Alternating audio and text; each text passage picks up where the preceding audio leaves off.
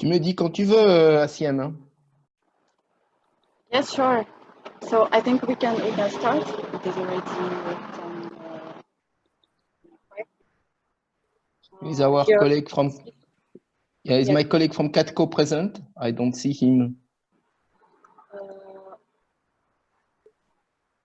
Good morning, everybody. Ah, Good morning, hello, Ali. Alibek. Hello, Alibek. Yeah. Sorry, I didn't because with the icon, it is not easy to see everyone. Just 1 second, I'm signing something, and I will be with you. So, dear. Just 1 second.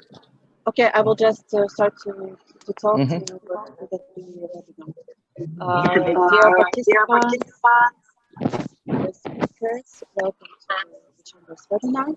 Today's webinar is organized jointly with the Alma University and devoted to the topic how to make university business operations accessible in turbulent times.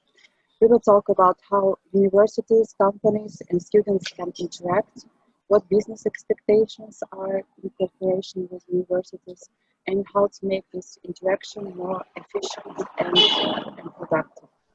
The webinar will last about 2 hours, speakers' presentations and Q&A session in the end of the webinar. Before starting the webinar, let me just remind you some of the Zoom rules. First of all, please keep your microphones turned off during the whole session. If during the webinar, during the presentations, you will have any questions, please write them in the chat. And during the session, me and the speakers and again from my university will monitor your questions and will try to answer them. Or you can ask your question during the Q&A session in the end of the webinar. We wish you all a fruitful webinar and hope to have an active discussion on this very important topic. I give the floor to the CCPA president, to Gerard. Yes. Gerard?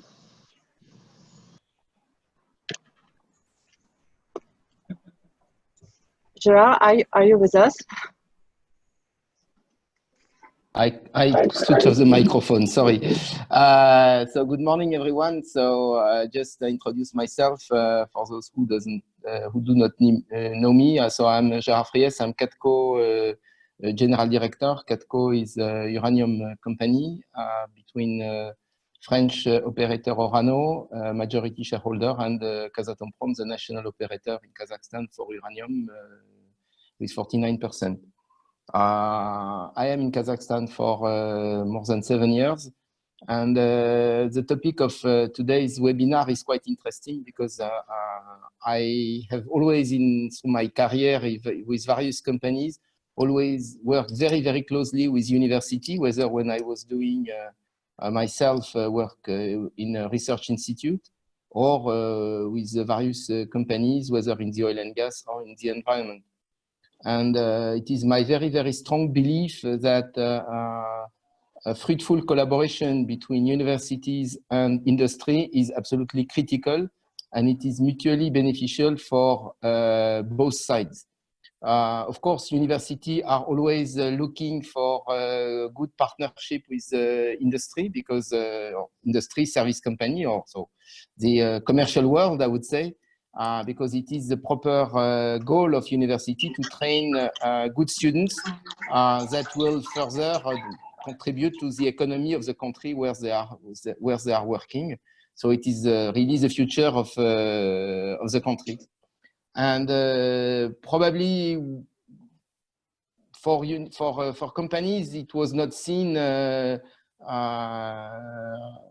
like that. It was more sort of a burden, but I consider firmly that it is a very, very good tool to first to know potential people that will be working in the company. So it's the best way is to have people really on real life working for companies. And also it's very, very interesting because students that are coming as interns in companies have really the opportunity to demonstrate their skills. They are open-minded and probably go beyond what usually the companies are doing alone because they have their own view of how to do things. So on top of that, the topic of today's webinar is really, I would say, an additional constraint, which is a crisis time that we are experiencing worldwide, not only in Kazakhstan, of course, with this difficult period of time. And I consider it is really very important to give the opportunity, and here I'm taking my hat of industry, to give the opportunity for students to set foot on the industrial world, the commercial world, and it's a very good for both sides. Also, I would just like to add that because I am in a uranium company, it's a mining company, and we have a specificity which is really particular for our sector, that we have through our subsoil contract, whether it is oil and gas or mining, we have obligation to invest money in training. And that's why probably Alibek, my colleague from HR, will speak a little bit about that later. It's very important as well, because we have a very important contribution to provide to the state budget in terms of training. So you see that for all angles, the topic of today is very interesting, and I leave the floor back to Asiem. She will introduce all our speakers. Okay, thank you, Gerard. I will pass the floor to Aygirim, and I think she will present her colleagues and other speakers. Aygirim is senior advisor to the rector of my university, and she's also the CCFR board member. Aygirim, the floor is yours. Good morning, everyone. I'm very pleased to welcome you here today. On behalf of AlmaU, I would like to thank the Chamber for making the session happen and helping us to organize it. And we really hope that this would become a regular event, because there are so many topics, as Gerard has mentioned, we could speak about. Today, I'm very pleased to welcome our prominent speakers that come from business sector. And I have to say, these are the different industries and the academia, and also different types of academic institutions.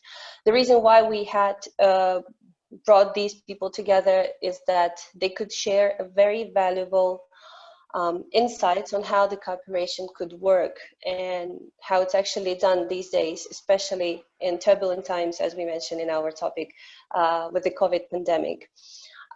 So there are so many types of partnerships that could be done, as Gerard has mentioned, the student internships, employment, joint sessions, joint projects, research, and other things that could, boost the link between the academia and the business.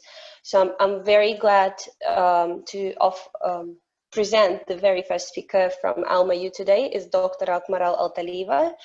She is the professor of our graduate school of business, and she would be speaking about how their school has managed to boost the partnership with the industry during the pandemic. So Akmaral, the floor is yours.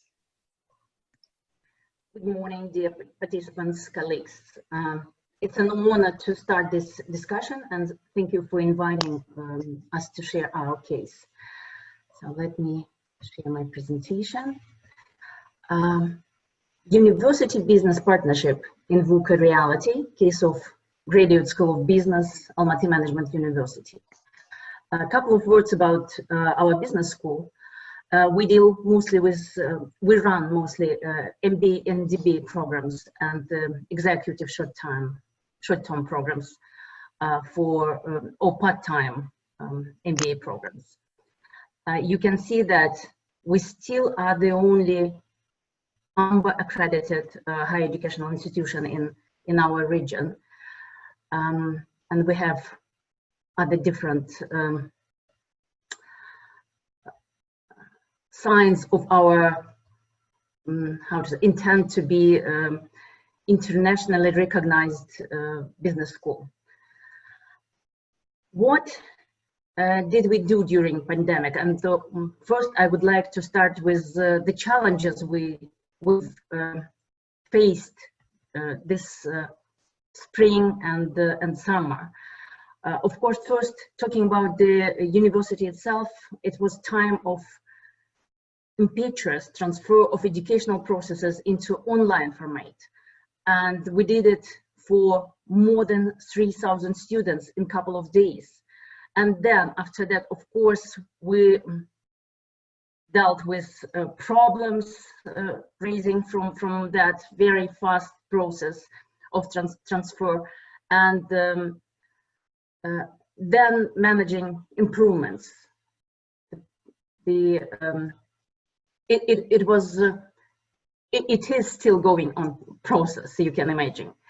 The other, difficulty we saw, it's our receivables raised dramatically during this spring, and of course it caused our operational situation of the whole university and business school. Then we faced pretty strong resistance to online format of the major part of our MBA students in regions, not from Almaty and Nur Sultan, but from regions. And all of this, even we saw all these difficulties, we started from March our activity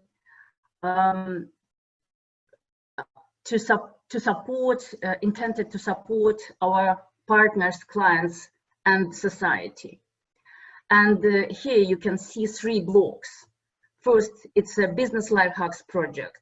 It's anti-crisis products and agile approach our team developed to client demands. First, let me talk a little bit and let me tell you about our. I think it was a biggest project in this program as a whole. We hold 28 webinars, and it's still continuing. We're preparing and running still webinars of this kind for business and management, from strategy, communication, human resource, leadership, service management, etc. Also for their family members, how to support elderly people in hard times, finances for teens, stress and happiness management, etc. We also run 5 webinars, science life hack, for our DBA and PhD students and researchers and our faculty. 4 mastermind sessions, 4 business from business, facilitated roundtables with businessmen, entrepreneurs, managers. Most of them are our graduates or MBA or DBA students. We held 4 Almaty webinars on Partners platform, jointly with Foreign Trade Chamber of Kazakhstan. And we also announced individual and team coaching and consulting sessions. And we did some of them. The second part, the other element of this program is anti-crisis products. We developed specially for this period of time, as we sought the most actual topics, and we offered affordable price for this product. And you can see we had 3 marathons, 5 days, 2 hours per day, legal literacy refresh, leading remote teams, psychological stability for leaders. We designed and run post-crisis, it's a kind of playing with words, post in Latin and roast in Cyrillic looks almost the same. So post-crisis roast, as we say in Russian, in 2 weeks program. Then digital trainer, 18 hours in 1 week. Wonder team for teens. Conscious parenting, also in 1 week. The third block as we saw, it's an agile approach to client requests. So we changed our approach and we speeded it up, dealing with all requests coming from our clients. And it was, I think it was mid of April, and we got a request from mining company from Kustanai. We had only 1 week, and the company requested a program, special program for 150 managers and hypos in digital format. For them, it was for the first time, the online program, and it consisted of 4 courses in 56 hours. And we did it in 1 week, the whole program. We designed, we ran, and it was very interesting experience in that time, because we've been talking and working with a lot of people from regions online, and these people were not from big cities, from very small city in Kazakhstan. It's even not Kustanai. It's a couple of hours further from Kustanai. And after that, we rebuilt our offer, and we did a kind of menu description of existing types of products, all types: coaching, training, consultancy, etc. Set of standard blocks to choose from, and ready to use units of video and distance materials. Our clients can imply in their programs, and it usually it decreases the cost of the program. We created a team with an expertise in different fields, so we were able to prepare all different information for our clients and design different programs for them. So during this spring, we did 12 different requests. We met 12 different requests on developmental programs designed from middle and big companies in construction, hospitals, commerce, mining, IT. And I think we dealt with this pretty good. I mean, it took us maybe 3 days to answer with key information, and after a couple of short meetings, we were able to present the final product, usually with which was satisfying our clients. And after doing all this stuff, we have found out this hard concept to ensure customer relationship outlast coronavirus. Humanize your company. What can we do to support community and clients? And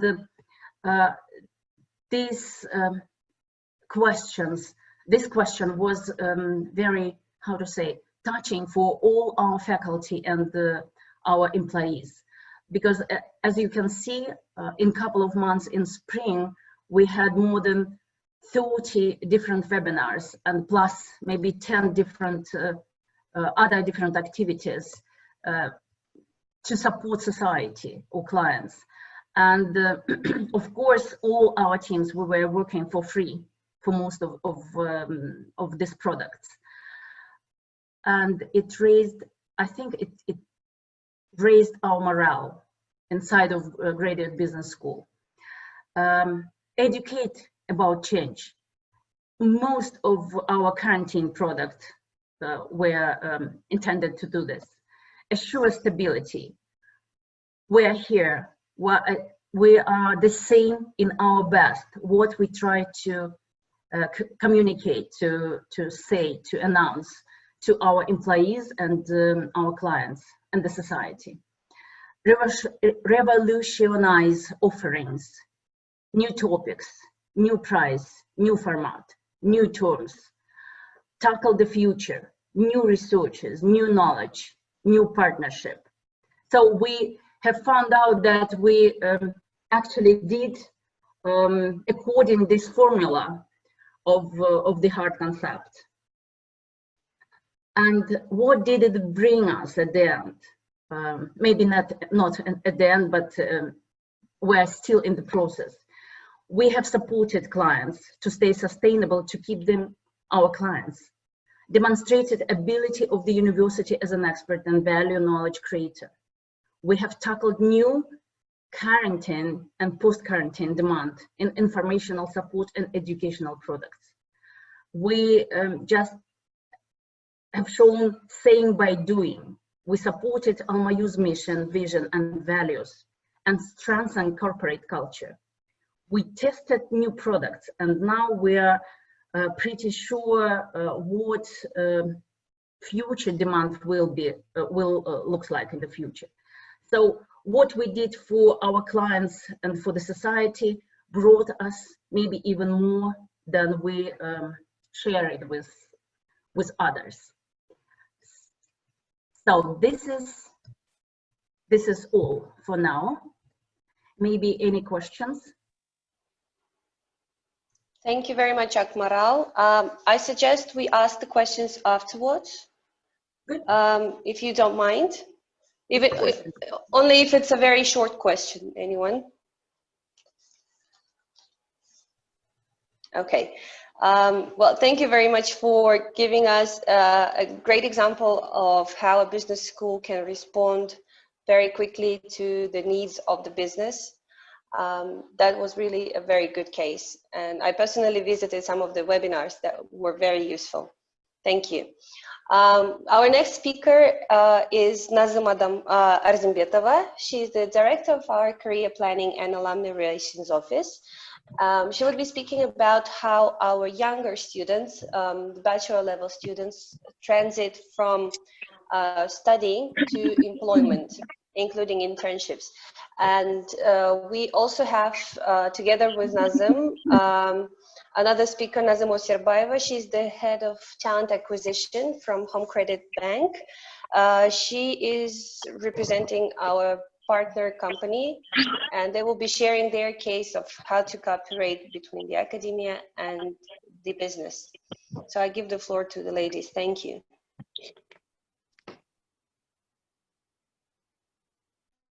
Good day, dear ladies and gentlemen. Thank you for giving us an opportunity to be a part of, sorry?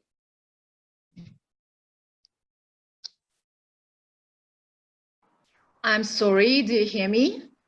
Yes, we do hear you. I think there was just some minor disruption. Yeah. Okay, thank you. As we know, students who are graduating this summer, as well as recent graduates, are entering a new and largely unknown job market following the widespread disruption caused by pandemic. And many companies are only now able to contemplate opening their doors again following the early closure of businesses and other venues. And we have been working hard to support the class of 2020 with a variety of career services moved online, including career, some individual consultations, recruitment fairs, work placements, webinars, master classes, and dedicated support for graduates. However, we believe support must be given to new and recent graduates who are about to enter a recovering job market that has fewer opportunities and increased competition. And graduates will have a central role to play in the social and economic recovery of the country, and that potential must be given to opportunity to succeed. And for the current period, we have been arranged many job fairs together with our partners. And for example, next week, Sberbank will arrange their job fair for IT graduates. And if previous years we conducted job fairs for a huge amount of partners, currently we prefer to make some separate sessions for every partner. And this August, we are going to launch our web portal on employment and work placement. It is some kind of prototype of a headhunter where, and it would be a link between employers and our students, where partners and our students can be in contact directly without any additional services. And of course, we will present this product to employers, and please welcome to be a part of our project and make your announcements on openings and etc. And of course, every day on a daily basis, we are going on to announce and make some advertisement of openings and vacancies in a labor market.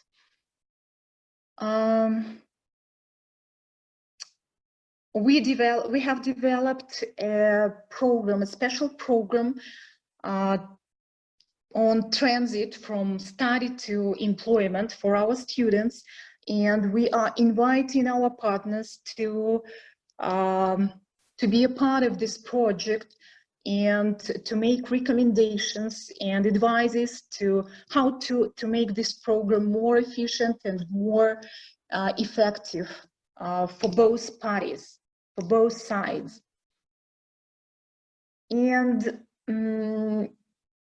we invite you to take part in masterclasses, webinars, guest lectures for our students during the academic year. Because, as you know, the first term of academic year would be online, and of course we need your participation, your interest to attract our students to maybe to know more about you, about your impact in labor market and in the country economy. Sorry, and we have our guest from Home Credit Bank, Nazim Osirbayeva, who can share their experience and their ideas and plans how they are going to deal with the current situation and how they can and how they are planning to cooperate with the university. Nazim, please welcome. Hello everyone, my name is Nazim Osirbayeva. I'm head of talent acquisition at Home Credit Bank. As you probably know, Home Credit is an international bank that provides services, finance services in 9 countries, with headquarters in Czech Republic and Prague. And because we're international bank and the English language is a main language in our bank, we attract students from different universities, including Almayu, because students of Almayu speak English. And due to this COVID quarantine, we have been forced to attract and recruit students from universities online. And that is why we have conducted all of our events in online format. For example, we have conducted online business case competition between students, which is called Challenge. And as a result of this business case competition, we have got 12 students who got the paid internship within the bank. And we also had participants from Almayu University students, because they're very familiar with such kind of business case competitions. I know that in Almayu there is an event called Hackathon, and students are very familiar with such kind of competition. And we had students from Almayu who have been participating in our events. We also have conducted job fair, which was online as well, and with CEO opening of this event. We have conducted master classes from our business side, from our business leaders who have been sharing their business experience with students as well. We also have conducted the mock interview with students, showing them how the real interview goes. So they were asking so many questions on how to pass the interview, how to write the successful CV, how to answer on some difficult questions that usually companies ask.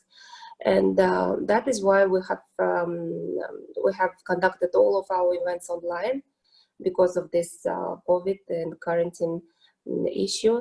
And we had really pretty good results, because we have students for internship. We had some students for entry-level position. As you probably know, we are very IT-driven, agile company, and that is why we make a lot of focus for students with a business background, with IT background. And I think that in the future we will be cooperating with Almayu University in this online way or offline way, conducting the master classes, webinars online, or even job fairs online. We can conduct some business cases, because students of Almayu are familiar with such kind of competitions. And we also can conduct the mock interviews, so the students will be prepared in their third or fourth course year for the job interview. And also, I would like to mention that usually companies cooperate with students on their seniors year, but the reality is that on the seniors year, students usually have their jobs, have their plans, and that is why the cooperation with the students should be from their first grade, from the start, and with cooperating with students through different recruitment events. So that's it. What I wanted to add.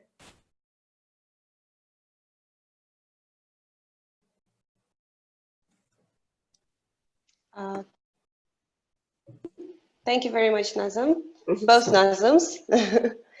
Thank you. That was really a good example of how to engage early career specialists and future career specialists. And thank you for your cooperation and fruitful partnership. So moving on to another example from academia, I would like to present Mr. Darhan Kumralkhanov. He is the Chief of Staff of Director's Office at Atral Oil and Gas University, and he would be sharing their case of how to build a successful partnership with the industry. Darhan, the floor is yours. Hello, do you hear me? Yes, we can hear you. Okay. Hello, dear ladies and gentlemen. My name is Darhan Kumralkhanov, and as Aigerim mentioned, I work as a Chief of Staff at Atral Oil and Gas University. I just recently joined this university. It's a regional university located in Atral, and the main purpose of this university is to prepare specialists and engineers for oil and gas industry in such areas as petroleum engineering, IT, geology, business, and so on. Prior to that, I worked at Kazakh British Technical University and at Satpayev University as a dean, and I was involved in various projects related to partnerships of the universities with industry. And so some of them were successful. I would say most of them were successful. And we realized that the success of the partnership with the industry or a company is very much dependent on the scope of work.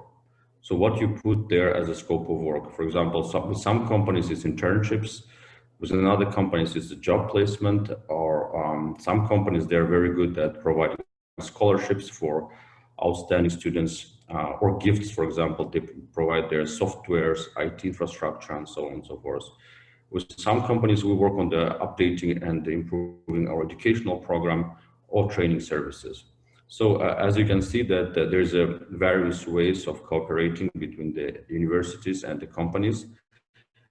And in the end, we have to understand that the end product of a university is human capital development. So the purpose of, I think, a university is to develop human capital in this country at various levels, such as bachelor's, master's, PhD, or even research and publications. So if companies can assist in this, I think universities would be even more successful in preparing human capital. And I believe that the success of the universities is very much dependent on the partnerships with industry these days. So I guess that many universities are, one of their strategic directions is to strengthen those relationships. We also have to understand by working with different companies that they have also different resources and different needs. For example, if we take as an example oil and gas industry, for example, we have companies such as Shell or Gas or small private oil and gas company. The three of them would have absolutely different resources, absolutely different needs. That means the partnerships with them also will vary. And the purpose of that partnership, of course, is to share our strengths and to improve the quality of work that is done. And of course, if we talk about the scope of work,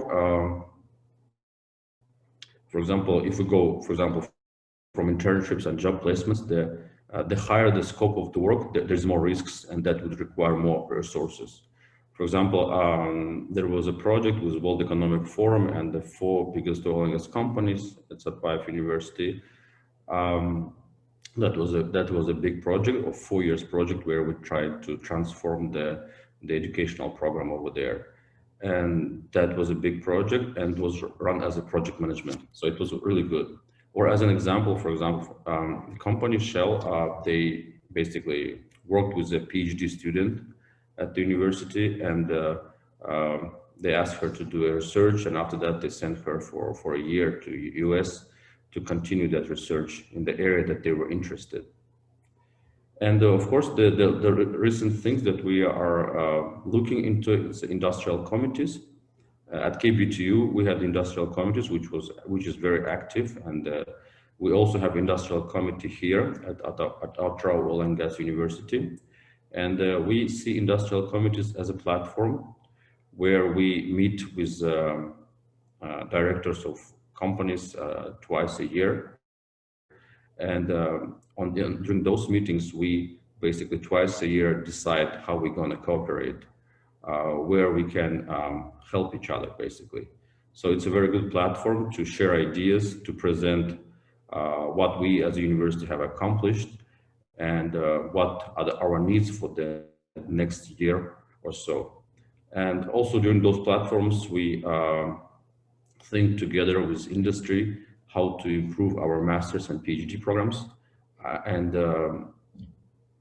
It's a very good tool, basically, for universities to start having this kind of platform to improve the cooperation. And of course, we have to understand that when it comes to the cooperation, there are certain difficulties would arise, and one of them is like how companies and universities view their cooperation.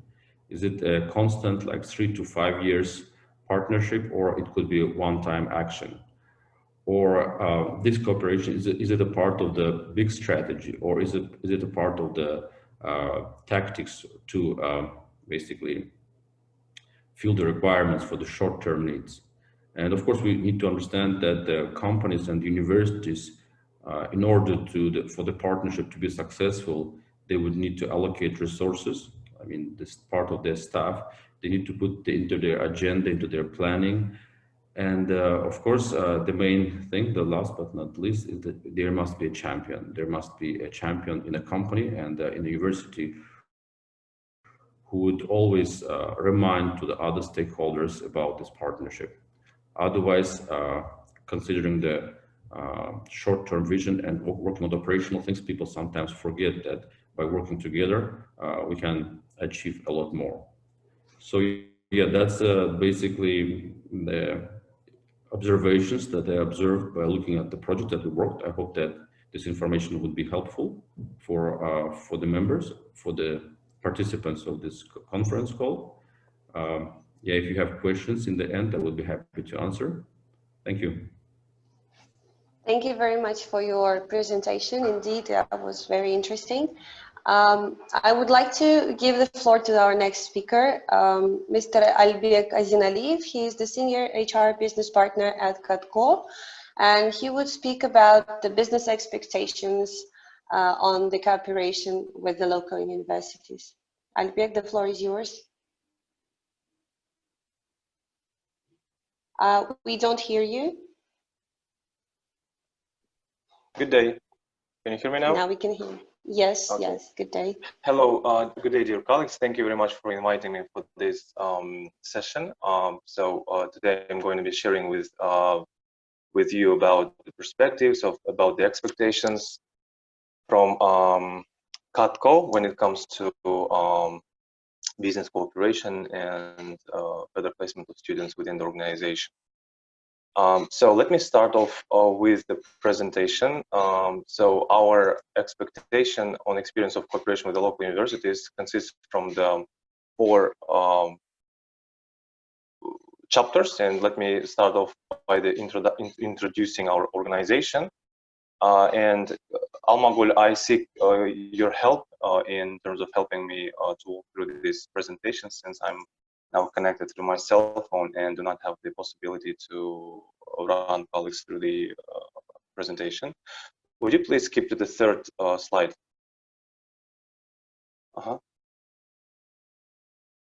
Okay, thanks. In a nutshell, our organization is a uranium mining joint venture. We, from the Kazakhstani part, there is a Kazatomprom organization and Oranov from France. The company has been running the operations within Kazakhstan in the South region since 1996. The main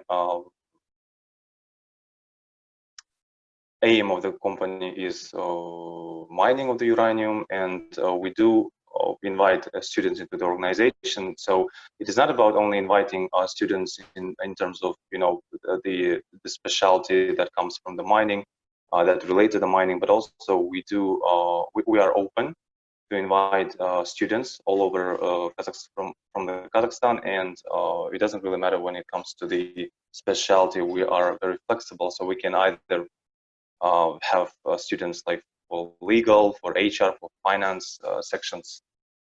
As I have already mentioned, our location is South Kazakhstan. Would you please skip to the next slide, Almagul? Okay. Yes, and there are 2 production sites on South Kazakhstan, Moyinkum and Torkuduk, and the headquarters is in Nur-Sultan. Speaking of the site, we do have some internship program for the students that need to go through the on-site experience, because when it comes to this, the site colleagues that would like to have interns and moreover have more experience, they invite students over to the site and walk them through the operations, so that students might have more detailed vision of how the operation works. Well, certainly it comes from the safety and other parts that we have to go to be careful with, and the student might also be sharing his knowledge and give his feedback right after the internship ends, and apply his gained skills and knowledge in the future. Alma, would please fifth slide. Okay, so the aim of the organization, considering that we are operating in South Kazakhstan, Sozak region, the aim of the organization is to let employees or students, well, it is more related to the employees, to employ people from the Sozak region. But we are also inviting people all over the Kazakhstan, because we have like diverse vacancy list and diverse specialties within the organization. So now I'm moving on to the sixth slide, and to describe you about Katko's experience with internship. We have been promoting our internship program. Alma, can you please move to the sixth slide? We have been promoting our internship program for more than 15 years. And here is the list of the universities that we have experience with. Not only we work with the universities, but also with college. Again, we try to be flexible in this term and invite students and give students the opportunities from like various educational institutions. And the next slide is about the benefits to us as employer and to interns. As I have already mentioned during the introduction, we give the opportunities to students, especially when it comes to the site experience, in order to let them have practical vision and understanding. Also, Katko has the policy of covering some of the scholarship and tuitions for the students, but there is some certain rule based on performance, based on the feedback of the student, based on his eligibility and etc. But in a nutshell, we are the open organization to be able to pay students tuition if we have the very positive feedback, if his marks are pretty high at the university. And also now we are launching the payment of the studies of the employees' children as well. There are also some restrictions and some limits, but this is the program that Katko has been developing, and we are now striving for applying this within the organization.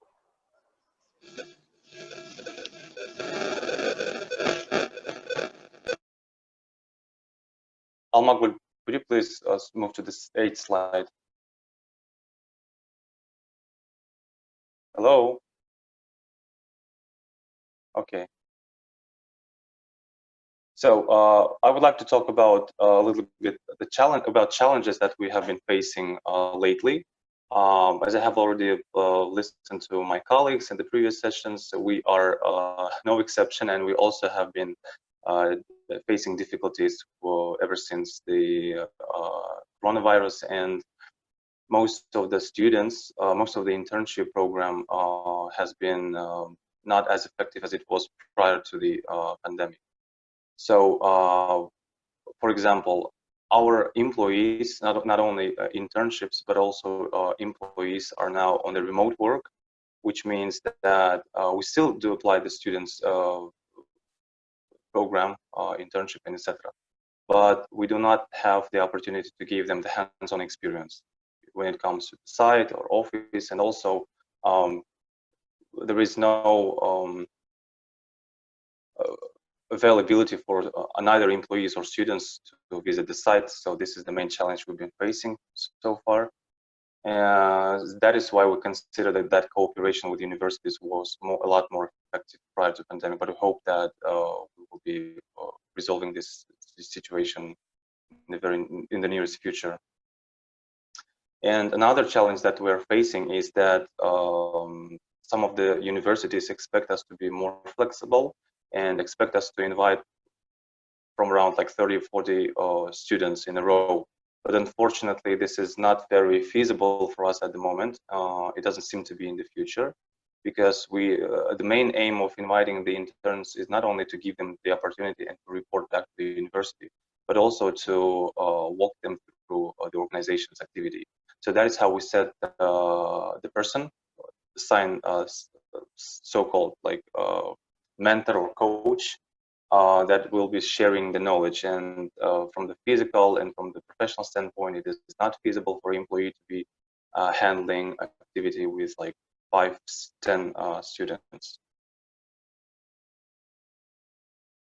Okay, and our expectations from this session is to define further business approach. We would like to have understanding, and we would like to work on the strategy of how to effectively monitor this activity, especially in a very like, specific reality that we're facing now.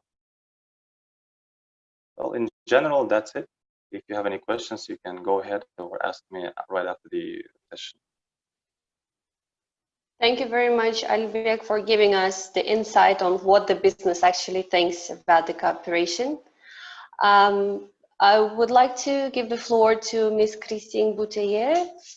She is the co-director of the Institute Sorbonne Kazakhstan, and she's the co-director, she's the co-director of the ISK and the director of the Center of Geoenergy, and also the Chamber's board member. She will be speaking about the win-win cooperation on the rise of this geoenergy center with the French companies. Christine, the floor is yours.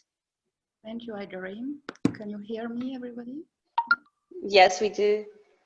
Good day. Hello, everybody. I will try to share my screen. Just a moment. Christine, can you speak a little bit louder, please, or closer to the mic? Okay. Can you hear me better? Is it better? Better, yes. Okay, I will try my best. Just a minute. Sorry. Okay, so how to make university business cooperation successful in turbulent time?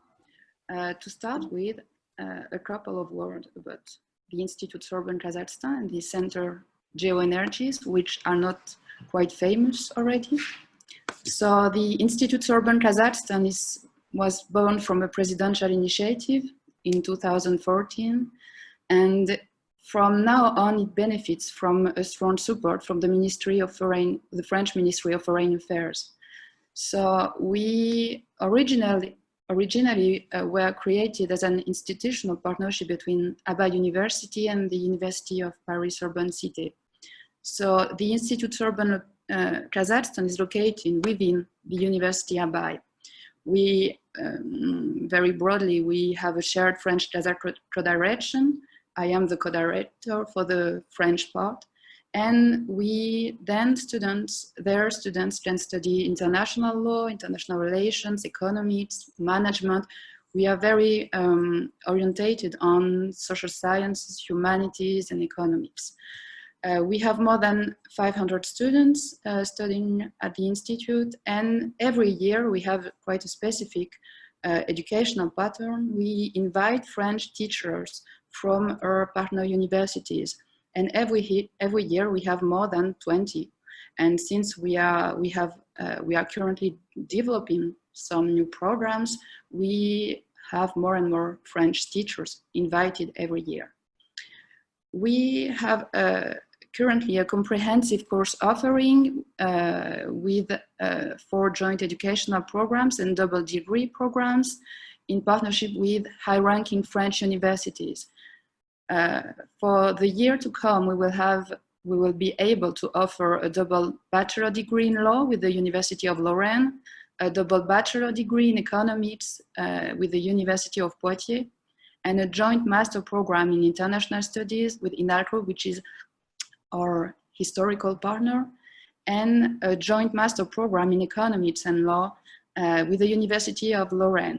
We have some core educational principles, and which include at the end of their stay at the Institute, all students have a high level of French proficiency.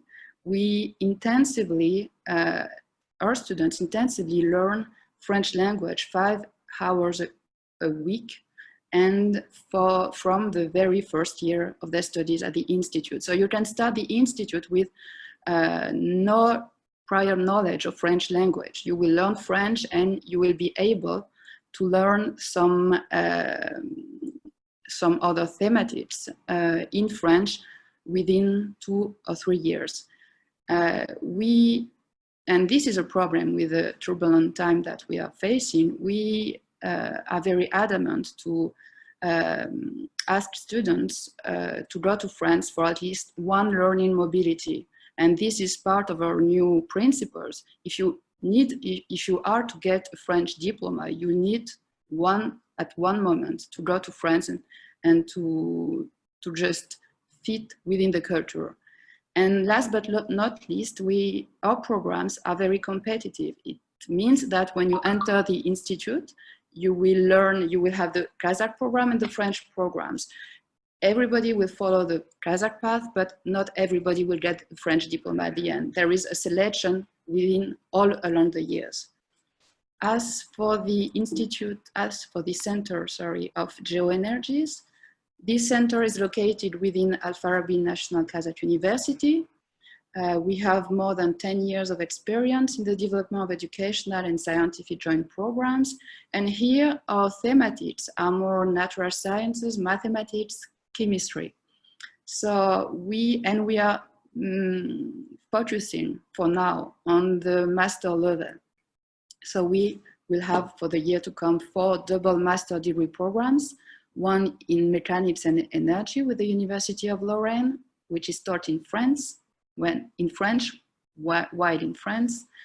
a program on oil and gas, still with the University of Lorraine, which is taught in English once in France. So you don't need, yes, there is here a small difference. Since we are on these very technical subjects, we consider that it's not a problem to learn a program in English and to get it in English in France.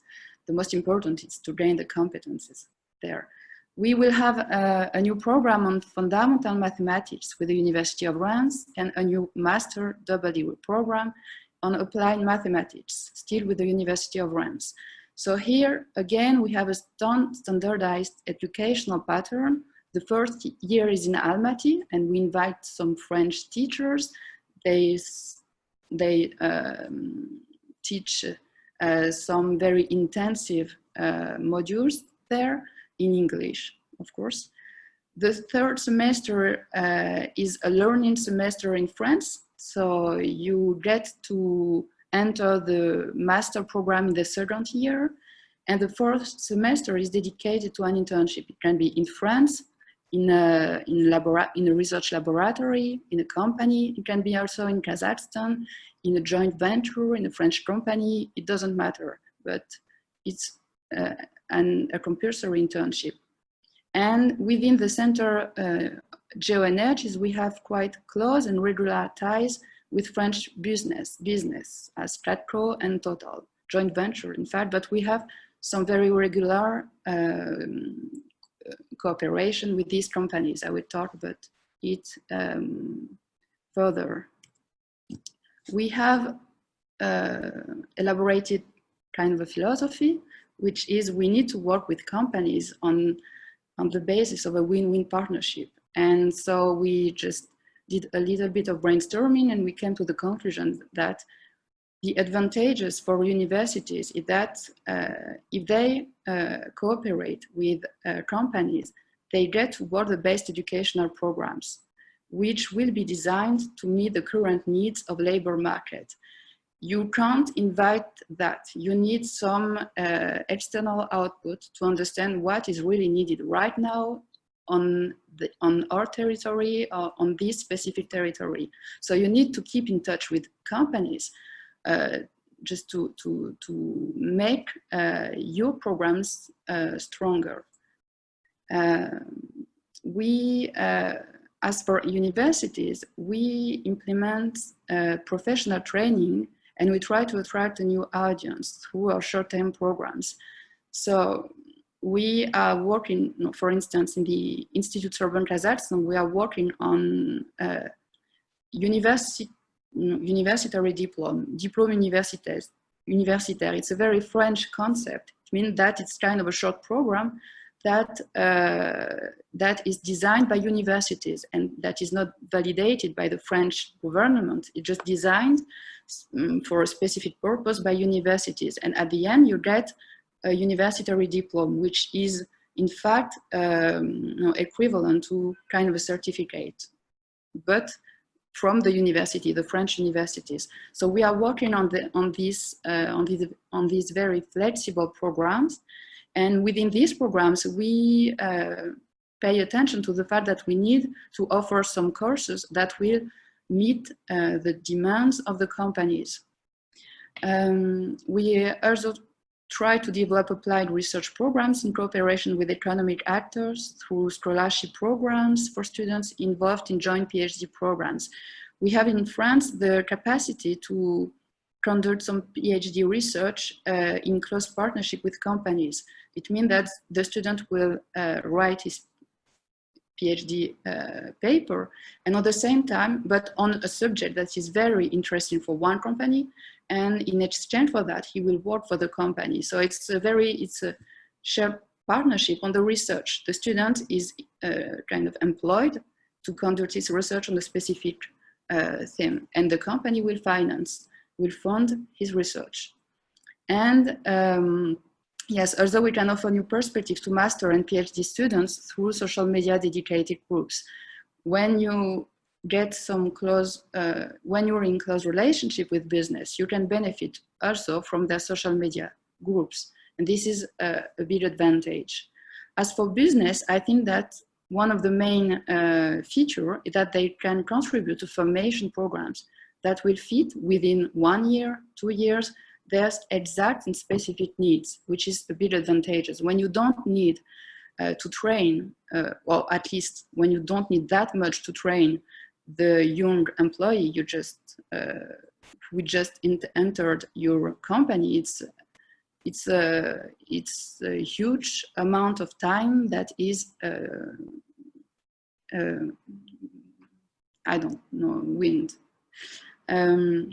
Then you get, when we invite some, and this is one of our main evolution during the current crisis, when you get to invite some teachers that came from companies and that are able to teach on a very pragmatic basis their competencies, you get to know students and to select the best qualified ones for internship or employment. So we try to multiply the exchanges between potential employers and students. And when you have a teacher that is part of this company, he will be able to pick out the best students and to offer him or her an internship. I think it's very, very fruitful too, because they get to increase their research and development potential through scientific networks with universities. You get, when you cooperate, for instance, with the Center Geoenergies, you get in contact with Al Farabi University and with a French partner university. So you get just to multiply your contacts within the scientific domain that is your core interest. And then it's for business, as Gerard told a little bit earlier, it's a fierce social responsibility action. Since companies here are obliged to invest in training, I think we try at least to offer the best opportunities for them. The next, a few words on the cooperation actions led by the Institute Turbulent Kazakhstan from now on. We developed some online programs for students and employees. Of course, as it has been told already, we went massively online. We had to, because in March, we just happened not to be able to have our already planned invited teachers coming to Almaty. So we had to react quite quickly, and we went massively online, and it did work. So it's a good news. We seized this opportunity and it did work. And we had French teacher been teaching their classes from France, and it was quite successful. So we have decided that since the first semester of next year is quite compromised, and that we just decided that we won't be able to invite anybody until the second semester, that we will go online on a huge basis. So we have developed some online programs that are accessible to employees too. So for instance, and I will be able to show you if you're interested in the brochure for this, we have a program on introduction to French and European legal and economic system. And within this program, we will have some classes on corporate finances, on digital marketing that can be very of a big interest for companies. And companies will be able to register to just one course if they want to, because these programs are designed for students, of course. So it's many hours and a fierce investment. But if you want to train your employees on one subject, on one thematics, you will be able to register just one module.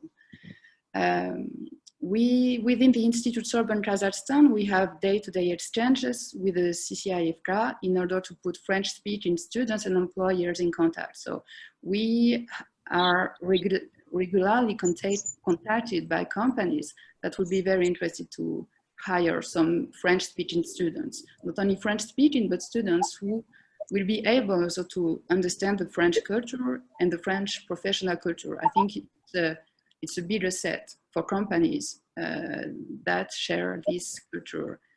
And we also host some meetings, students entrepreneurship.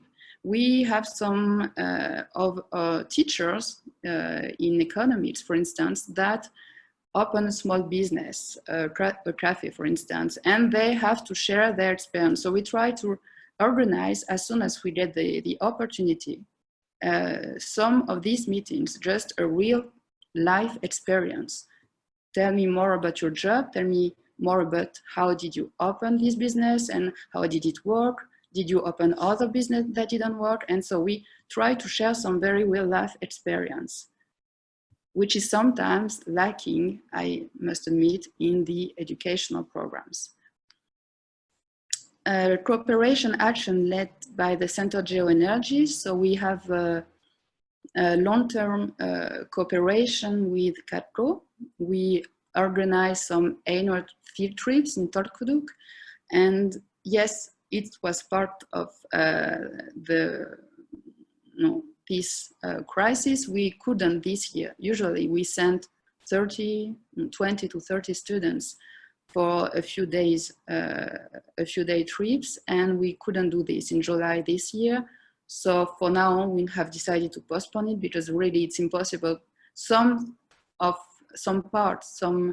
specific aspects of the formation can't be done online. And I have been to this field trip a year ago, and there is no possibility for us. We have to admit it for this time that we have no possibility for us to get the same quality online. So we have decided to postpone it, and we will try for those students who couldn't benefit from him to join a more important group. We will work on solutions. For now, we had to postpone it.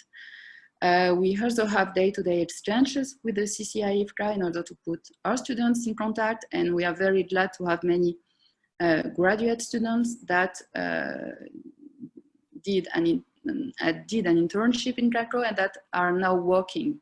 And we want to use these people now that have been trained in Al-Farabi University and then in the University of Lorraine.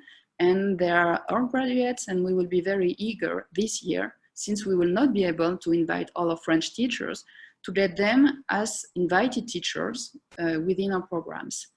And we also have some business-led short-term educational programs. We had 1 year the Total Professor Associate workshop. So here again, it's just to get a more pragmatic view on the business experience. And so it's short-term programs. Here Total had the lead, and they decided what to present to students. And it was just an opportunity to understand what are really the different jobs, what you need to do, what you can do when you're when you work for Total. And it was a very good experience. This year we would like to organize online and in Almaty an autumn school and dedicating on the job in the energy domains, and just to make a quite panorama of what are currently the needs of the labor market in Kazakhstan and in Europe, because we would like to invite not only French teachers, but some people from French companies that are working in France and that don't have any relationship with Kazakhstan. We'd like to build something quite interesting with business from Kazakhstan, teachers from Kazakhstan, business from France, and teachers from France. And the idea would be just to have, yes, a kind of broad view on what are the current needs in the domain of energies. So very briefly, I will get, yes, about the main adjustments, measures that we had to implement in this turbulent time. So perhaps the key orientation when we faced this situation, we decided that we had to postpone whatever can be postponed and to redesign whatever can be redesigned. It was quite a clear-cut vision that we need to react as soon as possible. So we had to redesign. For instance, usually our French teachers in the Institute Urban Kazakhstan, they teach 45 hours. And it's quite in a 2-week period. So it's quite a heavy program. And when we had very quickly to go online, we decided that considering the difference of time between France and Kazakhstan, considering all this adaptation, even for students and teachers, because it's, let's be honest, not the same to teach online and to teach while you are in the same class. So we decided that we will cut down the hours of some of our classes, and the students had to learn to sit for 30, it depends, from 20 to 30 hours. And they, in exchange for that, they had to work, to do some personal work at home, and we did change a little bit the way we were conducting classes with the help of French teachers, because they decide at the end. We decided that we had to invent new practices, but we need to stick to old rules. So there is, for us, it's not, we don't want to change our pattern. We still have a pattern. We don't want our students not to go abroad to France. We don't want to stop inviting French teachers. We don't want all of that. We are adapting and we are taking benefit of the situation, and we are proposing new things, but we don't want to abandon our old rules and our old pattern. And we have, like I think everybody, we have decided to get digital, and local. What I mean by that is just, yes, we will organize massively some online classes in the first semester of next year, but we want to go local. It means that whenever we will have an opportunity to invite somebody, which is already in Almaty or in Kazakhstan. For instance, I'm in negotiation with the French teachers now, just to find who we can invite from French companies, or who we can, organize some tutorship from the Kazakh teacher. So we have to get online, but we need real person aside, because a student alone in face of his computer will have the worst difficulties to get all the knowledge that he should get from the course. So we have to adapt, and we will try to get more and more local, and to get this opportunity to meet people that are already in Kazakhstan, that for some of them already speak French, and that can help us with that. And last but not least, we seize all the opportunities offered by the current crisis. For example, our ministry not a long time ago decided that we had to open some online universities. There are not really universities, it will be more like an entity that would be able to, that will welcome some Kazakh students, and that will help us validate classes online. So if at the end, if you are a student, you had planned to go to France, you have been accepted by a French university, but for some reasons you are not able to go to France. Either you can't get a visa, the frontier are closed, so you can't go there. So you will be able to come to this space, which is called the Espace France Enseignement Numérique, FEN, French Digital Learning. And so we, for instance, we had this project that came from Paris, and they told us, they told basically every country in the world who will be interested to welcome such a space and to try this experience. And so we share an interest. It's the French embassy in the Kazakhstan. We share an interest to welcome these spaces. We thought that we had a few students that we will massively develop online classes for the first semesters, and we are very happy that we have been selected and we will be able to open these entities, new entities within our entity, just to help students manage their classes with French universities from online. So main current and upcoming changes. As I have already told you, yes, definitely a broader use of online courses. And I think that for business, it would aim at facilitating a better access to companies. For instance, when we will this year offer a class on corporate finances for non-financiers, for people who work for within human resources or logistic or whatever. So for most of these people, they have to deal with finance, but they don't understand it. They are trained in other specialties, and it's quite painful in the everyday life. So we will have something very simple, accessible, and we have worked out this class with the University of Lorraine. It will be in English.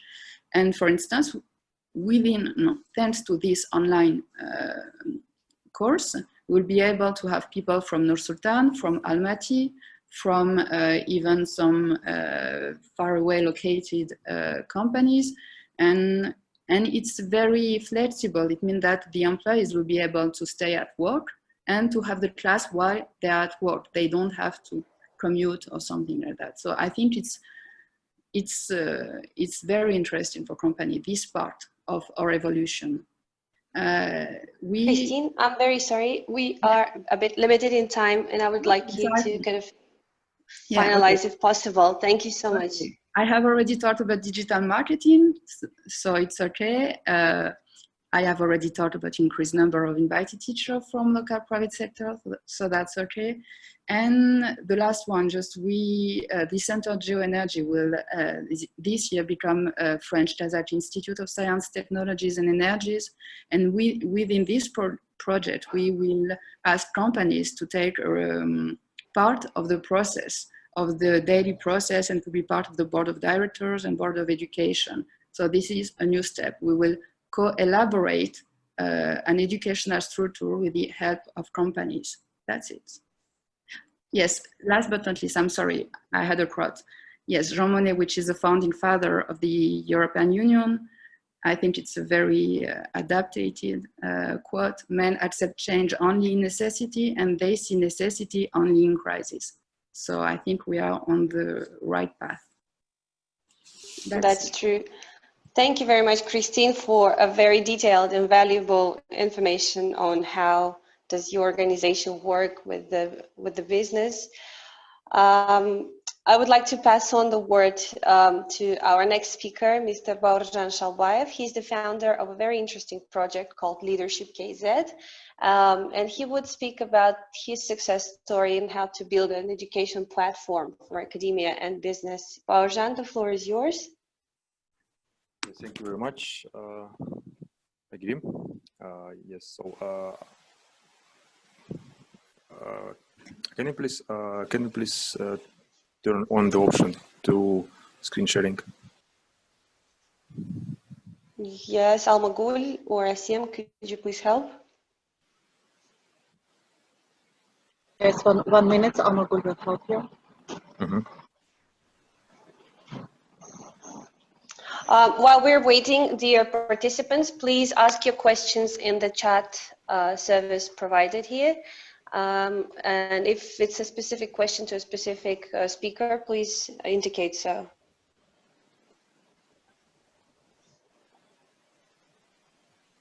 Yes, I can share. Now, okay. So can you see? Yes. Okay. So okay. Dear guests, my name is Bojan Shobaev. I'm founder of Leadership KZ. It's a way to provide young people with unique opportunity to learn and develop with the best professionals. So if you have a problem with hearing me, please tell me, because I have some problems with the microphone, if I know. What is our platform? It's a free online education platform. Our mission is to provide knowledge to young people from the best professionals in their industries, from top and local global companies, as well as students and alumni of the world's top universities.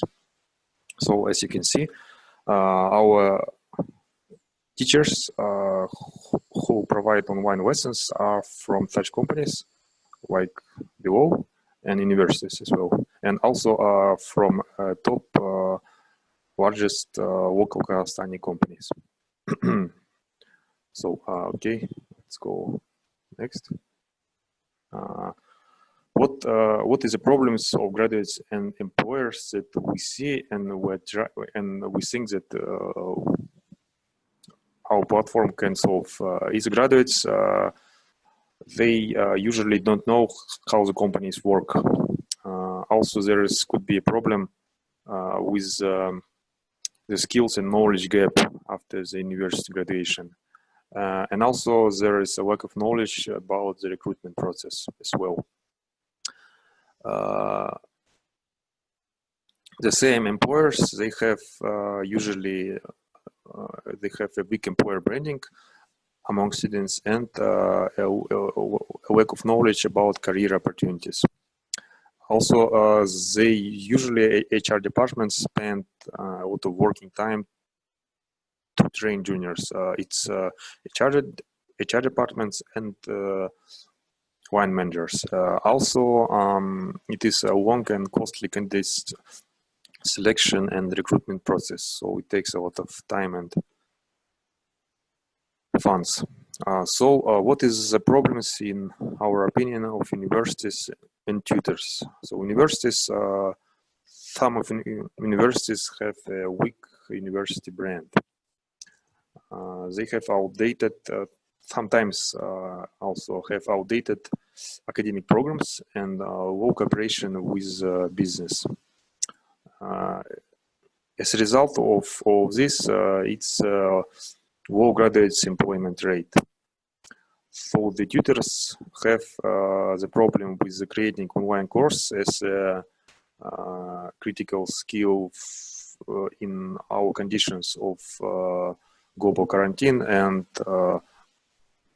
transition to online education. Also, in many universities, it is a low salary with the business in comparison with the business industry employees. And also, many tutors have a lack of industry projects experience. The next, how can you use our platform to solve these problems? It's educational content, online course, and assessment. So you can, on our platform, it is, we have collected relevant audience that attracted by our useful content. The next, you can educate participants, and you can select candidates as well. So it's 3 easy steps. So about the first step, why our audience is relevant. On our Instagram account, we have 23,000 followers during the last 2 years. On YouTube, more than 3.5 thousand followers, more than 100 video lessons, and more than 57,000 views at all.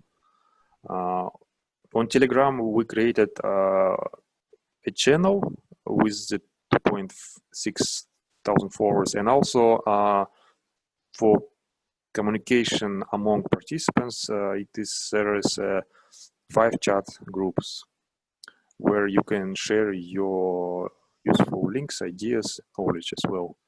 And about our locations, it's main in Kazakhstan, Almaty, Astana, and other city, and also neighbors like Kyrgyzstan, Uzbekistan, Russia, Ukraine, Europe, United States, and others. Overall, we have more than 10,000 active lessons participants who are usually participate in our lessons. The next stage, we can create online course, and as you see, there is a wide range of industries. So we can design a learning syllabus based on our lessons, and since August 2018, we have conducted more than 150 open lessons on our platform. And yes, before the quarantine, it was all. I'm sorry. And before the quarantine, it was fully offline, and now it's only online. Okay, the next. In the last stage, you can select relevant candidates. You can, like your top and HR managers can participate on the online workshop, where you can ask participants to present cases or something about them, where they can, and after that you can conduct one-on-one interviews and provide job offers after that. So that's our team. Our team of founders, creators, video makers, SMM managers, organizers, analytics, and also we have about, more than 50 volunteers who create content, educational content, lecture notes. They invite also invite new speakers. They help in our day-to-day activities. So that's all, and that's our contacts. If you have any ideas how to cooperate, we're open for any cooperations and proposals anytime. That's all. Thank you very much. Thank you, Baurjan. That's a very interesting project. Dear speakers, I would like to thank you on behalf of AlmaU and CCIFK for contributions and valuable insights. Now I would like to initiate the general discussion, so anyone who has a question or has some remarks and would like to share some thoughts about the topic of today's session, you're more than welcome. So just unmute yourself and speak up. Thank you, Agirim. Just a remark, of course, I was very interested by all the presentation. I would like just to comment the note made by the colleague who is based in Atirao about the champion in the company. And of course, because we are talking about training, we have seen a lot of HR colleagues. And as a general manager, of course, I appreciate the importance of HR in this respect, and HR is very important to have all this contact. But I fully support the comment from I think it's Darhan from Atirao University to have a champion that will understand in the company what are the technical needs within the company in order to be able to support and attract relevant students and specialty within the company. And I am also a member of vice president of School of Engineers in France. And we have at the board, we have the representative of oil and gas companies that are not HR people, that are technicians, that are able to understand how people are trained, that are able to evaluate the quality of the student, whether it is geology, whether it is mathematics, whether it is physics or mining or production process, etc.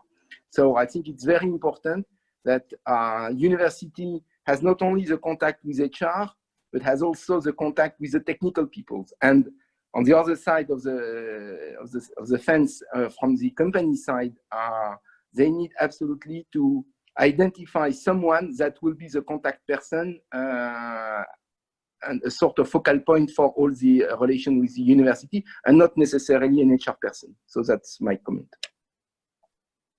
Thank you. That's true. Any other comments, questions? I see that people are hello. Thank you very much. Yeah. Yeah, for the comment. Yeah, I would like to also comment regarding the CATCO. I mean, I worked in Satpayev University and at KBTU, and we always heard about CATCO, about their internships, how they send our master students to the mining site. I remember for 2 weeks or so. So it was continuous support from CATCO. And head of the geology department was, I mean, he was also a graduate of he got his PhD from, I think, France, which French university, I think Nancy probably, from there in geology. Yeah, he was very involved. So yeah, CATCO is an exemplar of actually involvement of the company in the university. And I saw that was very proactive. So thanks and welcome. If you have time, please come to Atrao and join us here too. We have around 36 companies here, oil and gas companies as well. And I'm sure having CATCO on board would be also beneficial for our students and in general for our university. So welcome and thank you very much. Yeah, it always goes back to the champions who needs to drive and push. Absolutely agree with that. Thank you. Thank you, Dahan. Of course, I would be delighted to visit Atirao. I would like as well to add, and again, there is another very important side, especially when we are attracting students in the company, is to have mentors. Because it is the worst is to have a student lost with a topic and no one to follow what he has to do. And companies need to understand that a student is not just almost free of charge, sorry for the bad joke, additional workforce, but it is a burden, and the company must understand that this burden must be taken very seriously for the reputation of the company, and to have someone that really will take care of the students. It's very important that they are not completely abandoned to themselves in the company. It is a responsibility. So again, it was mentioned by Alibek earlier that we are, as CATCO, we have a lot of requests to have students, and we are limiting the number because we prefer to have few students that we are able to follow. Yeah, totally agree on that. Yep, absolutely. Yes, well, thank you very much, Darhan. We're very glad to hear that. And also, I just wanted to add briefly that we do also work with Samro Kazana with Jasorken program. And they also are demonstrating proactiveness in providing their candidates, but it is a little bit more specific than interns, because those Jasorken graduates are experienced and they have their profiles that they have to match. And we do also let those people come into the organization, and we also set mentors or coach from our side. And then all the experience that they gain throughout their work at CATCO also goes into their profile, into their portfolio. Yeah, thank you. Yeah, I know about Jasorken. They also came to Satpayev University and they presented their program. They were also quite active. At least when I was there, they were very active in hunting the graduates. Yeah, absolutely agree. Yeah, and thank you guys for involving in that one too. Yeah, absolutely. Well, I see from the participant list that we have some students here. Maybe they have some questions they would like to ask the universities or the companies, or anyone else welcome to make a comment.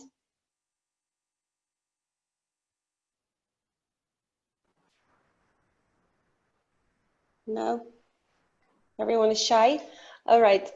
Can I just ask a very short question, maybe to the business people, or maybe someone from academia could also say, like, what would be the top 3 qualities that a person should possess, apart from specialized skills, to stand out among other potential interns or even future employees?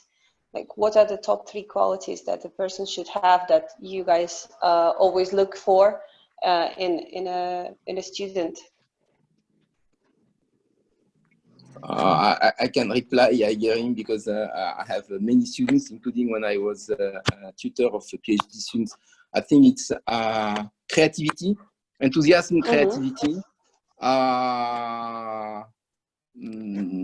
Also, people getting along and not being isolated. So sometimes you have very shy, like we see during this discussion, people that are really keen to go to the other and be able to ask questions. So curiosity, natural curiosity, and also open-minded. Open-minded. All right, that's a very good quality list. Yeah. Well, anyone else would like to elaborate? I see in the chat that, yes. Yes, I've been working with the students for like 10 years now on various, as a teacher, as a recruiter, and also in different positions. And what I really value in the students, I mean, I've been like, maybe I've seen thousands of them. The first one is the self-drive. I mean, I need a dedicated student. I need a student who knows what he wants and why he wants it. The most difficult for me is to motivate a student that doesn't know what he wants. So even if what he wants, the short-term goal is maybe vague, but when he has a certain goal, why he wants it, it's easy to work with him. It's easy to direct him. So he must be very self-driven, absolutely. And of course, when it comes to local students, they're shy. Yeah, that's true. I mean, they're not outspoken. Maybe only 10% is outspoken. 90% they prefer to sit and they wait till teacher or a mentor asks them what's the problem. So and that goes down basically to the communication and the emotional intelligence of a student. So the one thing that they need to develop is the emotional intelligence and the communication through possibly working on various projects and the team, project-based learning, team-based learning, flipped class, conferences, internship. They have to develop these skills, because if 90% of the graduates cannot communicate clearly what they want, it's really difficult to guide them. Okay, so they create this extra difficulty for, I believe, for employee and for the teachers as well. So these two, and so I'm just looking at the best students that I've seen, and I've seen these qualities in them, and it really shows how they progress. And of course, perseverance. Perseverance, that means, I mean, life is always will put you down and put you up. And some really good, strong students with a good character, once they fail once or twice, they lose confidence. They lose this belief in themselves. Okay, so and that goes back to, again, emotional maturity. So they have to fail a lot. They have to experiment. So there must be, I mean, frankly, open-minded and experimented mind. So they have to understand, when they go to the university, they don't go there to follow the rules. They go there to test themselves against the reality, because it's like a short project. So if they somehow consciously work towards developing all these areas in themselves, I think that would help them to be more agile and flexible when they come to work. Because when they come to work, everything that you studied in university doesn't work anymore. Okay, it's a different game now with different stakes in there. You can lose a job, you can basically get a bad feedback or something like that. It's, I mean, tolerance is different. So if they develop if university, and when developing their curriculum, consider these elements, I think students would benefit in the long run. So this, I think they should pay attention to these three elements. Yeah. Sorry for taking time. Yeah. No worries. Yeah, that's true. At our university at AMAU, we always tell our students not to be scared to take the risk and to keep the entrepreneurial mind, to be open-minded and actually go for it. Even if you fail, you can go for another options. There are plenty of options always. So yeah, that's true. Dear Akram, can I ask any question? Yeah, sure. This is Sumaya said. First of all, I'm really sorry that I just opened the Zoom very late. I mean, I just arrived in five minutes later, and I'm really sorry for postponing my, responsibility according to being on time. I just have a question that I have done once in Afghanistan internship, and since you know that we also have few months of internship period regarding to our specialty, which is in pivot. So here we do have, here we had a specialty in 3 parts, but I really don't know that what kind of procedure or what kind of criteria would be chosen for the students in internship term, because they should, in which specific parts they must work and during the period of their internship, so that they could be an expert at the end of that period of internship. So to whom it may concern, could answer my question that when we are entering to the companies, how they would choose the students, based on which criteria they would choose them, and how they would choose them to be, for doing their specialty, or their specialty in which part? That's probably a question to the business people. Yeah, from my perspective, first of all, if I have understood your question, I am not expecting that after an intern of 3 to 6 months, you will be an expert. Otherwise, it means that my people that were working in my company are really stupid, because I have some people working for many years. So I am not expecting that any students after 6 months job will be an expert.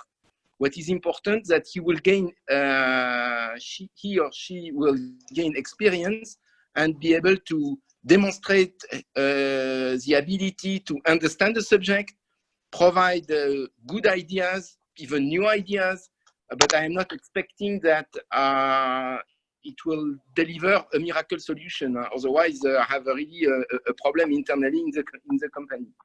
About the so it's really on that side, what I am expecting from students is really their ability to deliver what is from the subject. So there are some technical questions, there are some topics, there are some reports, and it's more, I would say, of course, there is the substance of what has been done. It's as important or even less important than the way the student has demonstrated how he was able to handle the matters. And that comes to the criteria. If we have to choose, and if we have openings, of course, because we are not taking students just, it's not a way to recruit people. Huh? Sometimes we are taking students and we know that anyway we don't have openings. Huh? And that is very clear from the very beginning with the discussion we have with the university.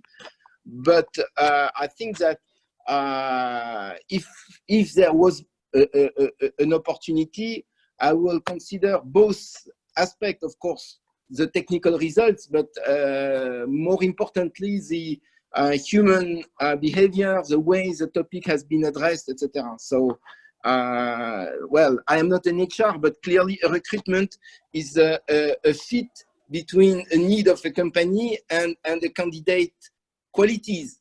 And it cannot be just put under KPIs and you tick the boxes and then you have the perfect choice. It always remains an assessment made by human beings, and it's really a personal feelings. Thank you, sir. Yeah, you answered my question. And since you know that when you are an intern, you have many choices, and you have to work on many subjects to know it much better, even much better than the class that you have been set on it. Do we have the permission to like suppose that I really like to know more and discover more about the project management. So when I'm entering in a company, so do I have the permission of working only in one subject on a company, or no? I should do the task that is given to me. Should I do it or not? I don't get completely your point. I think I would say limiting yourself to an area. I don't understand what exactly you are talking about. No, the point is here, sir, that as an intern, you have many tasks. You will be given many tasks to do and focus on it. But suppose that one student like to work on one specific part of it. I mean, the subject that we were studying, and now I want to focus on only on one of them. So do we have to focus on one of them, or should we just complete the task that is given to us?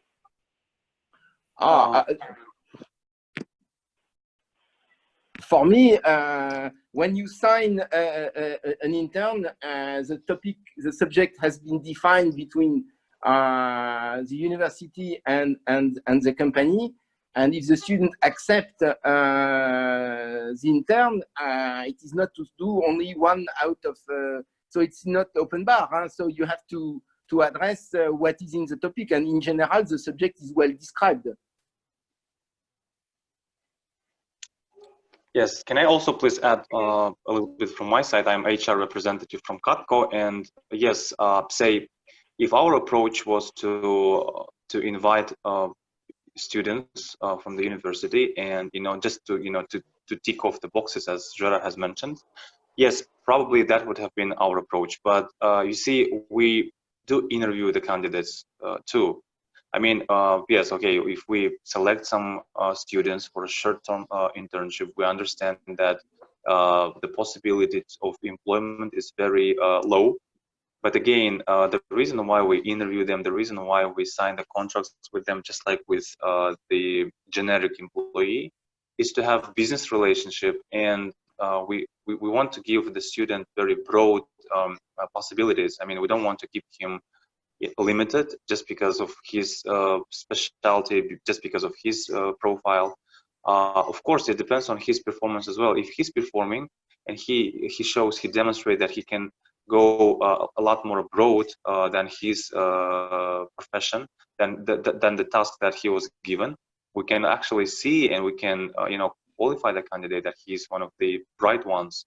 And there were examples when even the student's internship was completed, then he left the organization and left, I mean, according to his own path.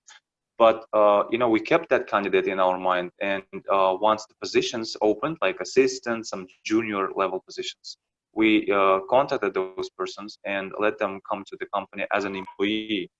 So it's not only about us as the employer giving opportunities, it's also about students to demonstrate that he's really open, that he's open for challenges, that he's interested, no matter if he's in the temporary status, no matter if his internship is paid or unpaid, no matter if his paid internship is not very satisfactory, but it depends on his interest as well.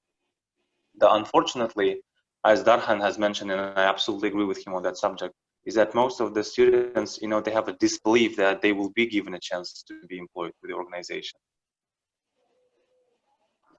Thank you, sir. You really answered my question accurately. And yeah, I asked this question because we really don't know, as a foreign person or as an international student, I really was not aware of how the custom of an intern is in Kazakhstan. So that's why I asked this question, that whether we have the permission of, some restriction of us to show or to manifest that we have some creativity or some talent that we, I mean, could show it to you to be useful or for both of us. I mean, both for me and for the company, and also the university could get the benefit of it, that be proud of such kind of students. So that's why that was my question, and you answered very accurately. Thanks a lot, sir. You're welcome. Thank you. We have a question from the chat here. The question is how university have to change to integrate soft skills in their teaching and learning style for generations Y and Z. And I think educators could elaborate on that. Maybe Akmaral, you could give us an insight.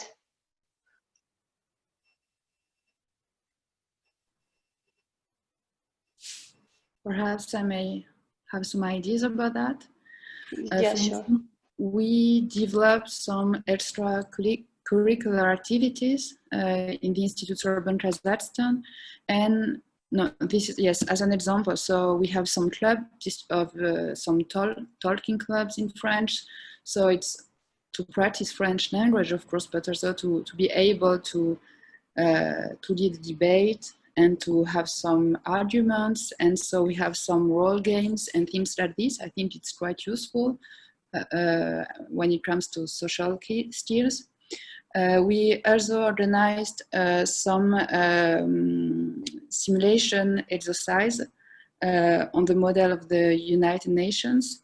And we had some teachers invited and some people from the, some diplomats. And we asked our students to put themselves in a situation of a crisis, of a diplomatic crisis, and to offer some different issues. And so I think it was something that will help them address some issues in a different way, and that help them develop their, not only that knowledge, but their social and interaction skills. We have theater too in French language, but still, I think it's a way to get somewhere where your classes won't never get you. And we have some workshop to help students boost their resume, write them in French, in Russian, in Kazakh, and how to present yourself, to introduce yourself to your future employer. So I think it's some of the way we, some of the like ways, yeah, we are working on this question currently, as for us. Thank you.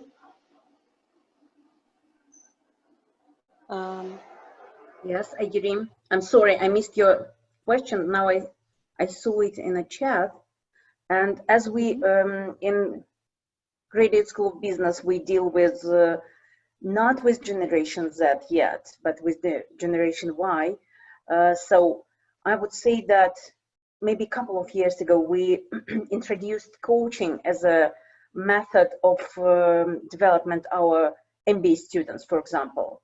And we're talking about group and individual coaching sessions. And I think it's a pretty effective method and even philosophy of developing soft skills. Just be more self-aware and create your own way of development by each student. So that would be my answer. Thanks a lot. Thanks. Well, let's have one or two more questions or comments because our time is coming to an end.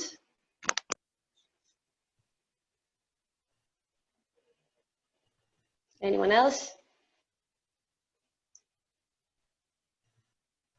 Okay.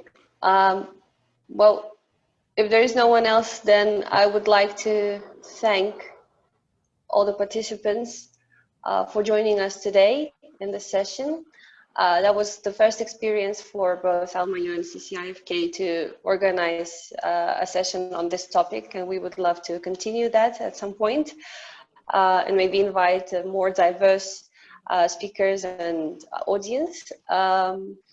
So yes, a big thank you for each of the speakers for valuable insights. It was very interesting to hear all of the examples on how to cooperate, and I'm sure that today's discussion has brought us to new ideas and new opportunities. And I see that everyone is sharing their contact details in the chat, so hopefully this session would boost some networking and some cooperation. Thank you, Aigerim. I would also like to thank the speakers and participants for this I think we cannot really hear you. Can you speak a bit louder? Do you hear me? Can you Yeah, hear now, me? Yes. yeah, now it's better. So, yes, I would also, I also would like to thank all participants and speakers for this webinar, and you, Aigerim, for moderating it. And I would like to mention that the conference was recorded, and we'll share the link to make it visible for everybody. And I would also ask all speakers to share their presentation with the CCK, and we will share your presentations with all participants, and with the participants who couldn't participate in this webinar.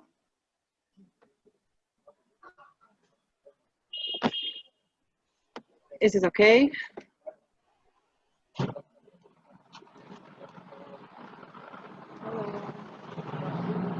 Yeah, sure.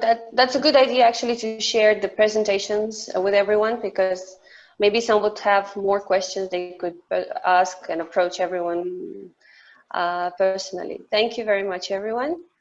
Have a good day, stay safe, stay healthy, and we really hope that we all would be offline very soon. We could meet face to face. Thank Thanks. you. Take care. Thank you very much. Bye. Thank you from all of us. Thank you all. Bye-bye. Thank you. Have a good day. Thank you. Bye. Have a nice day. Bye.